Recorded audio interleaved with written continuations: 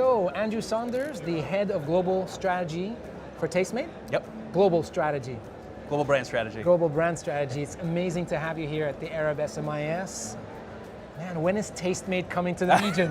Is that the biggest question you're getting over here? That's the biggest question I'm getting, for sure, for sure. Can you tell us anything? Nobody's going to know. It's just between you and me. Honestly, I can't talk a whole lot about that, but what I can say is obviously, we have a massive viewership here. Snapchat for us has been performing really well in MENA. And obviously we're collecting a lot of consumer data like we are in other countries and using that against our programming. So amazing. Yeah. I mean, I did see you guys test some Arabic content in the last couple of years. Yep. And as a foodie myself, I was watching what the response was. The response looked pretty good. Yep. And I think I saw a lot of people writing, wow, Tastemade is doing Arabic content. They were writing in Arabic and everything like that. So we're looking forward to it. I hope it happens very quickly. I also know that you guys recently did a round of fundraising. You guys got $35 million invested back into Tastemade. Yep. One of the names that pops out to me is Amazon that invested in you guys. Can you tell us a little bit about that and what you're going to use that money for? Yeah, candidly, I can't talk a whole lot about that, but what I will say is, as a company right now, we're very focused on OTT. So we launched Tastemade Television earlier this year. It's basically 24/7 linear television network, 30-minute, 60-minute programming. And if you think about it, and if you look at kind of consumer behavior, you've got younger generations that have never really watched television. You've got millennial generations that are cord cutters, and then you've got older generations that are really looking for kind of ways to save costs.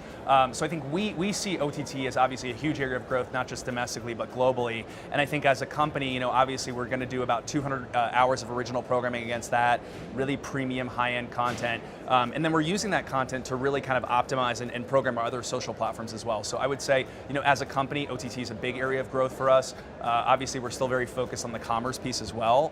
So developing, consumer products, partnering with great artisans from all over the world, and bringing those products to consumers, through social media. Amazing. Yeah. I've also seen that, in the recent past, you guys have ventured into travel a lot as well with Tastemade Travel. Yeah. What is that like, and what's the future of Tastemade Travel within the broader scope for strategy? Yeah, great question. So I think when we launched the company, we knew that we would always be in the worlds of travel and home. I think if you look at food, obviously food is a core reason as to why you travel to different destinations.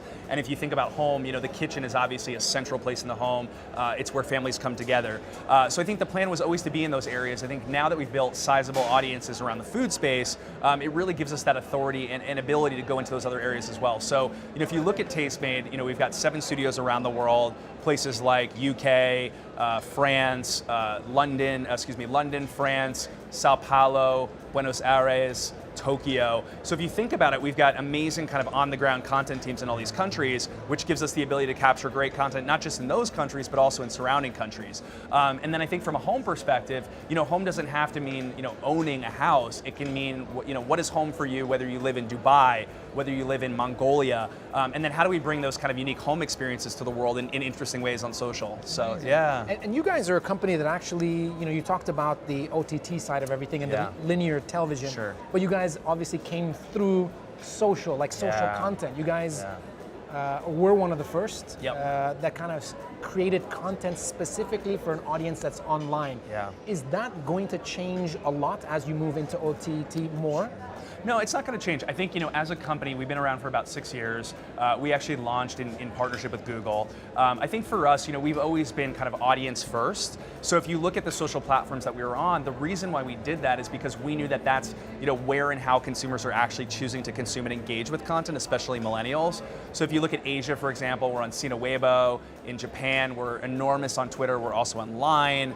And I think if you look at kind of how we've grown as a company, it's always been based on kind of where that audience is and then programming to that audience in a way that makes sense for that platform. I think what we see with OTT is no different. We've seen massive upticks on Instagram, on Twitter, on Snapchat globally, and now we see OTT obviously being another big future growth area. So now we're just investing in that area the same way we have on social. I think what we're also doing really intelligently is leveraging production in smart ways, right? So how do we create a 30-minute television show that lives on OTT, but then whether it's that content or creating ancillary content around it, how do we use that one production to populate other social channels and networks, not just in one market, but in multiple global markets. Amazing. So yeah. And in terms of the demographic of your audience, I know that it was very important for you guys to target kind of a younger youth demographic. Sure. As you move into OTT, is it the same demographic? I know that a lot of the presenters that you guys use are within a certain demographic that you want to target and everything. Yeah, I mean, we definitely look at ourselves as kind of a modern media company for modern consumers. I think when we launched the company, obviously millennials were those modern consumers.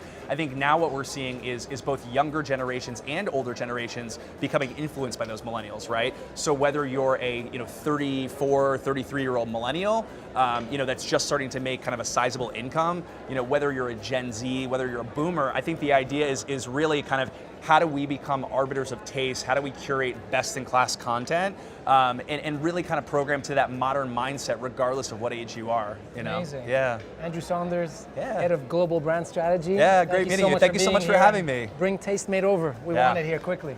Okay.